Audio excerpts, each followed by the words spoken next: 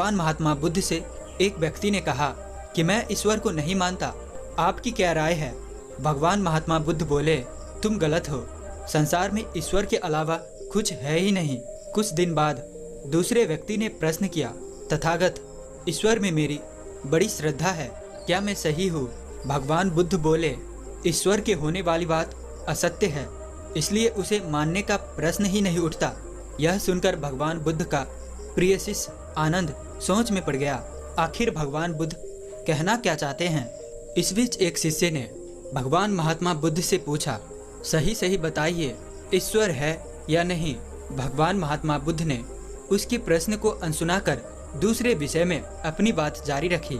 शिष्य कुछ देर तक उत्तर की प्रतीक्षा करता रहा, लेकिन तथागत से उत्तर न मिलने पर अंत में वह चला गया। आनंद ने भगवान बुद्ध से पूछा कि कभी आप कहते हैं कि ईश्वर है और कभी आप कहते हैं कि ईश्वर नहीं है, और अभी अभी मेरे इस मित्र ने आपसे वास्तविकता जानना चाहिए तो आपने उत्तर ही नहीं दिया। भगवान बुद्ध बोले, मैं लोगों की मान्यता को तोड़ना चाहता हूँ जो नास्तिक होता है, इसीलिए मैंने पहले कहा कि ईश्वर है, ताकि उन्हें ईश्वर के अस्तित्व पर विश्वास हो। दूसरे व्यक्ति की मान्यता यह थी कि ईश्वर है, मैं उसको दूर करना चाहता था जिससे वह अपने धारणा की जंजीर से मुक्त हो सके और सत्य को जानने की स्वयं पहल करे। रहा तीसरा व्यक्ति जिसका अपना कोई मत ही नहीं, मेरी इच्छा थी कि वह यह खुद जानने का प्रयास करे कि ईश्वर सचमुच में है या नहीं।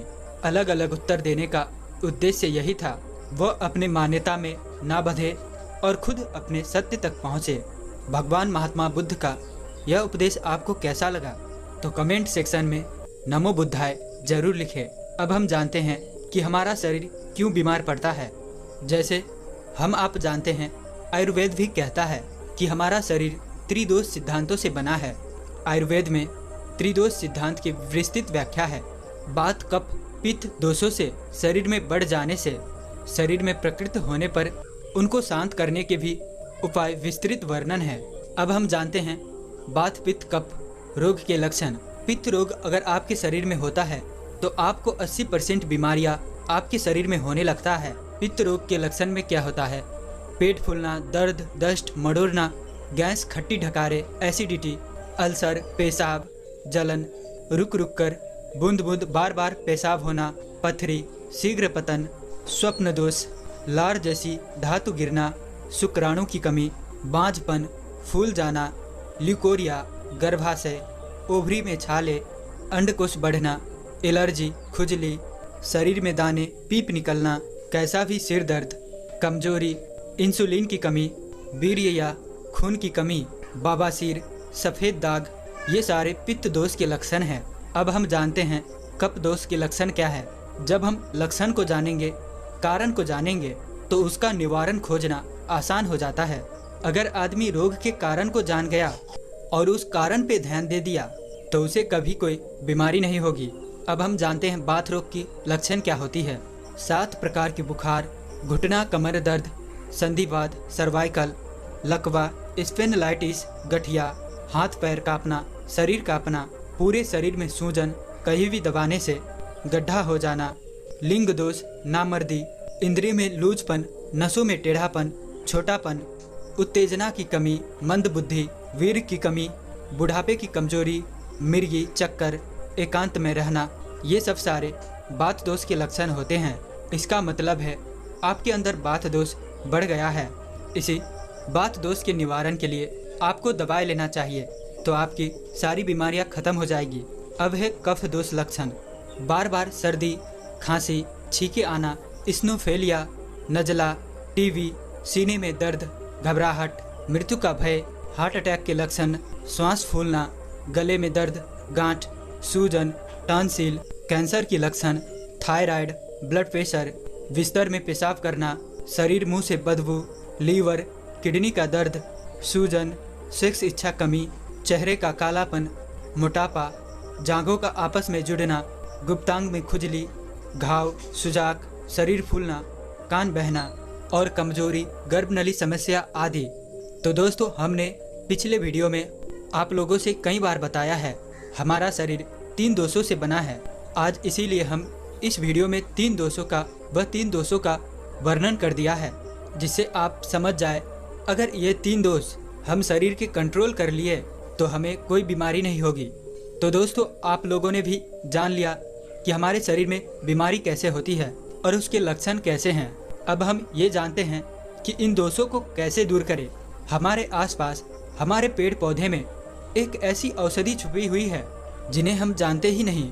अगर हम उन औषधियों को अपने डेली रूटीन में, अपने दिनचर्या में शामिल कर लेते हैं तो 100% गारंटी है कि हमें कभी कोई बीमारी ही नहीं होगी। तो आज आप लोगों को ऐसे 2 चीज़ें बताने वाले हैं। इन दोनों चीज़ों के 4 पत्ते अगर आप खाना शुरू कर दिए तो भविष्य में कोई बीमारी नहीं होगी। और इसके लिए आपको कुछ नियमों का पालन भी करना होगा। जैसे पिछले भी वीडियो में हम चर्चा करे हैं कि आपको सुबह मॉर्निंग में उठना है, ब्रह्म मुहूर्त में उठना है। इस समय जो ब्रह्मांड से, जो प्रकृति से हमारे ओर ऊर्जा मिलती है वो एकदम निर्जल स्वच्छ होते हैं। जब हमारे शरीर को स्पर्श करती है तो हमें एक सकारात्मक ऊर्जा मिलता है, हमें एक शुद्ध ऑक्सीजन मिलता है जो हमारे शरीर के लिए ज़रूरी है। अब 4 से 5 बजे उठने के बाद हमें क्या करना है, 2 से 3 गिलास बासी मुंह निराहार, मुंह को साफ नहीं करना है। मुंह में जो ये लार लगी हुई है इसी के साथ 2 से 3 गिलास पानी पीना है, गुनगुना पानी पीना है। जब हम 2 से 3 गिलास गुनगुना पानी पिएंगे तो रात का सारा टॉक्सिक जो विषाक्त होगी वो पानी के साथ, लार के साथ जाएगी और पेट पूरा साफ हो जाएगा, पेट हमारा सही होगा। अब हमें सुबह उठने के बाद बाहर निकल जाना चाहिए टहलने के लिए। अगर हो सके तो नंगे पांव जाइए और ऐसे स्थान पर जाइए जहां मिट्टी हो, घास हो। घास और मिट्टी पर आसमान के जो ओस की बूंदें गिरी होती है, वही ओस की बूंदें हमारे शरीर को एक अलग ऊर्जा देती है। क्योंकि हम जमीन से जुड़े होते हैं, हमारा शरीर मिट्टी और पानी तत्वों से बनी होती है। तो जब हम मिट्टी के स्पर्श में जाते हैं तो हमारा शरीर में एक अलग ऊर्जा का संचार होता है। तो इस ढंग से हमें टहलना चाहिए और 5 बजे से 7 बजे तक 2 घंटे, इस 2 घंटे अपने शरीर को तोड़िए मरोड़िए, योगा करिए, एक्सरसाइज करिए, मॉर्निंग वॉक। और मॉर्निंग वॉक की जो चाल होगी वो खूब तेज होगी, कम से कम 1 मिनट में 60 कदम होनी चाहिए। इस हिसाब से 5 से 6 किलोमीटर डेली वॉक करिए। मॉर्निंग वॉक करने के बाद सूर्य की तरफ मुख करके बैठ जाइए। अब जो सूर्य की किरणें आपके शरीर पर पड़ेगी, ये सूर्य की किरणें आपके शरीर को एकदम मजबूत बना देगी। सूर्य की किरण में कैल्शियम, विटामिन सब कुछ पाया जाता है। जो 15 से 20 मिनट तक सूर्य की धूप में बैठते हैं उन्हें कभी गठिया, वायु बतास नहीं होता, हड्डी से संबंधित कोई रोग नहीं होते। अब सूर्य की तरफ मुंह करके वहीं कहीं छांव में बैठ जाइए और योगा प्राणायाम करिए, नाड़ी शोधन योगा करिए, जिसे हम आज की भाषा में कपालभाति भी कहते हैं। अनुलोम विलोम करिए। 2 एक्सरसाइज जरूर करना। ये 2 एक्सरसाइज पूरा ध्यान दीजिए, कुछ मत करिए। अब इस सारे प्रक्रिया अपनाने के बाद अब आप अपना घर पर जो कुछ नाश्ता पानी करना है, भोजन करना है, करिए। और अगला नियम है जो खाना खाते समय कभी बीच में पानी मत पीना। अगर आप खाना खाते समय पानी पीते हैं तो आपका बात रोग बढ़ जाएगा। बात रोग क्यों बढ़ जाता है? जब आप खाना खाते हैं तो आपके पेट में जैसे पहला निवाला जाता है, पेट में जैसे ही जाता है वहाँ अग्नाशय, जिसे जठरा अग्नि कहते हैं, वहाँ से अग्नि प्रज्वलित होती है, एसिड बनती है। वही एसिड हमारे खाने को पचाती है और जैसे ही आपने एक घूंट पानी पिया वो एसिड बनना बंद हो जाएगा। जब एसिड बनना बंद हो जाएगा तो आपका खाना पचेगा नहीं और पेट में खाना सड़ने लगेगा। और जब खाना सड़ता है तो 80 तरह की बीमारियां होती है। गैस, एसिडिटी, अपच, तमाम तरह की बीमारियां होगी। और तब आपका क्या होगा? पेट खराब हो जाएगा, पैंक्रियाज खराब हो जाएगा। आपने जो कुछ भी खाया है वो आपके शरीर में नहीं लगेगा। जब आपके शरीर में नहीं लगेगा तो आपके शरीर को न्यूट्रिएंट्स, प्रोटीन्स, विटामिन नहीं मिलेंगे। तो इसी से शरीर में तमाम तरह की बीमारियां होंगी। अब उस प्रोटीन, न्यूट्रिएंट्स, विटामिन के लिए आप क्या करेंगे? दवाइयाँ खाएंगे। दवाई खाएंगे तो आपका शरीर और साइड इफ़ेक्ट होगा। तो इसलिए खाना खाते समय हमें पानी नहीं पीना चाहिए। अब ये बात उठती है कि खाना खा के कितनी देर बाद पानी पिए। खाना खाने के 2 घंटे बाद पानी पीजिए, क्योंकि जब खाना आप खाते हैं तो 1 घंटे तक आपके पेट में एसिड बनता है और 1 घंटे से वो 1.5 घंटे तक खाने को पचा देता है। अब जब 1 से 1.5 घंटे बाद आप पानी पिएंगे तो आपका खाना ठीक से वो पच जाएगा, अपच नहीं होगा। तो इसलिए खाना खाने के 1.5 घंटे बाद ही पानी पीजिए। और अगला नियम है जो हमें हमेशा सात्विक भोजन करना चाहिए। सात्विक और पौष्टिक भोजन और सीजन वाइज भोजन करना चाहिए। हरी साग सब्जी, पके फल फूल जो सीजन वाइज होती है खूब जमकर खाइए और सीजन के विभिन्न फल फूल खाइए। सीजन वाइज फल फूल खाएंगे तो आपका शरीर निरोगी बना रहेगा। और एक चीज़ अगली जो प्रक्रिया है, भूख से हमेशा 80% ही खाना खाइए। 20 से 30% भूख से कम खाना चाहिए। जब कम खाना खाएंगे तो खाना वो आपका ठीक से डाइजेस्ट हो जाएगा, पच जाएगा।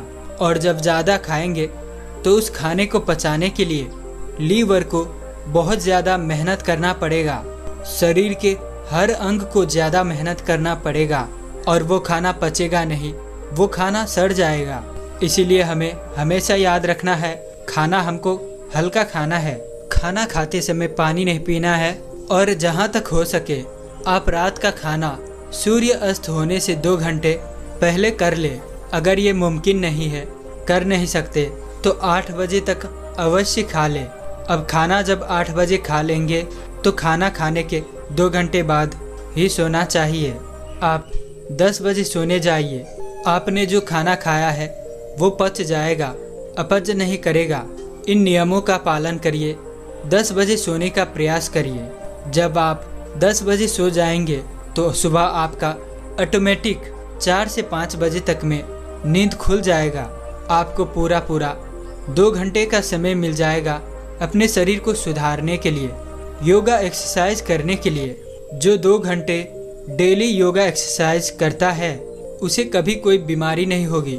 भविष्य में कोई भी बीमारी नहीं, छोटी बड़ी कोई भी बीमारी नहीं होगी। ये प्रकृति का नियम है। अब हम जानते हैं, मान लीजिए आप ये प्रक्रिया कर रहे हैं, उसके साथ साथ हमारे जो प्रकृति में है जो चीज़ें पाई जाती हैं, कुछ पेड़ पौधे पाए जाते हैं, उनकी कुछ पत्तियां हमारे जीवन में बहुत ही अमूल्य होती है। जीवन के लिए अमृत वरदान है। अगर हम इन पत्तियों का अपने जीवन में प्रयोग कर लेंगे तो हमें कोई बीमारी नहीं होगी। तो चलिए जानते हैं कौन सी पत्ती है। पहली पत्ती है नीम की पत्ती। नीम की पत्ती में बहुत सारे गुण तत्व पाए जाते हैं, एंटीबायोटिक, एंटी इन्फ्लेमेटरी, एंटी संकल्प। अगर हम नीम की पत्ती, नीम का बीज, बहुत कुछ, इसकी छाल, जड़, सब कुछ इसके फायदेजनक है। नीम की दतवन यानी कि इनके सब कुछ हमारे लिए, शरीर के लिए अमृत का काम करते हैं। अगर आप डेली नीम के दतवन करते हैं तो आपका दांत कभी खराब नहीं होगा। लोग ब्रश के पीछे भाग रहे हैं, ब्रश कर रहे हैं। हमारे बीच में इतनी बढ़िया प्रकृति का देन नीम का पेड़ है, लोग इसकी दतवन नहीं करते। इसकी दतवन करिए। वो प्लास्टिक ला के आप दांत रगड़ रहे हैं, चौहर आपकी कट रही है, दांत आपकी घिस रही है, तो क्यों पैसे को वेस्ट कर रहे हैं। नीम की दतवन करना चाहिए।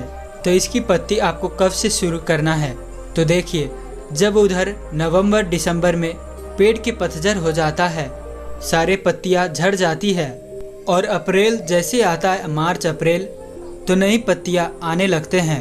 तो आपको मार्च से पत्ती शुरू करनी है। कोमल कोमल नई पत्तियां, 5 से 4 पत्ती, कोमल कोमल 4 पत्तियां आपको डेली निराहार ब्रश व्रश करने के बाद टहलने जाइए। 4 कोमल कोमल छोटी छोटी पत्तियां नीम की तोड़िए और इसे चबाकर खा लेना। पानी उनी नहीं पीना है। अब कब खाना है? मार्च, अप्रैल, मई, जून, 4 महीने आप खाइए। 5 से 6 पत्ती डेली खाइए।